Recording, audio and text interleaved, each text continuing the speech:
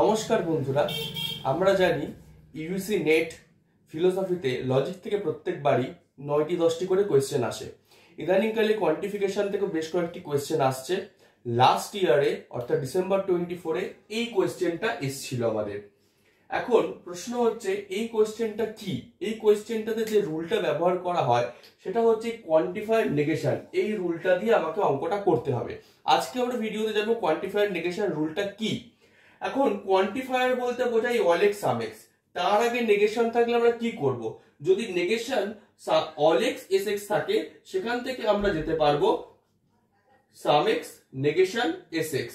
Similarly যদি negation some x S x থাকে তাহলে সেখানে যেতে পারবো all x negation S x এর।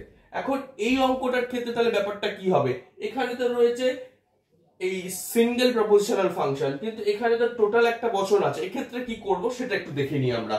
যদি negation all x negation I X ভেল জে এক্স এটা আমার আছে, আমরা যেরকম জানলাম আমরা সাম এক্স দিয়ে নেগেশনটা ওইদিকে নিয়ে চলে গেলাম, আই এক্স ভেল জে এক্স এটা পেয়ে গেলাম।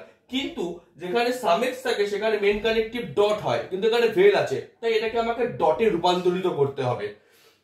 তো এখানে যখন ডট করতে হবে সেখানে আমি কি করতে হবে? 90 রুল এখানে ব্যবহার করব।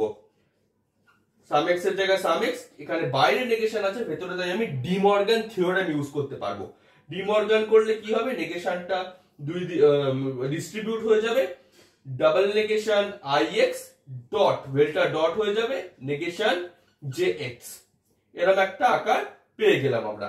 এখানে ডাবল নেগেশন আছে, ডাবল নেগেশনটাকে আমরা ডিএন এই রুল দিয়ে তুলে দিতে পারি।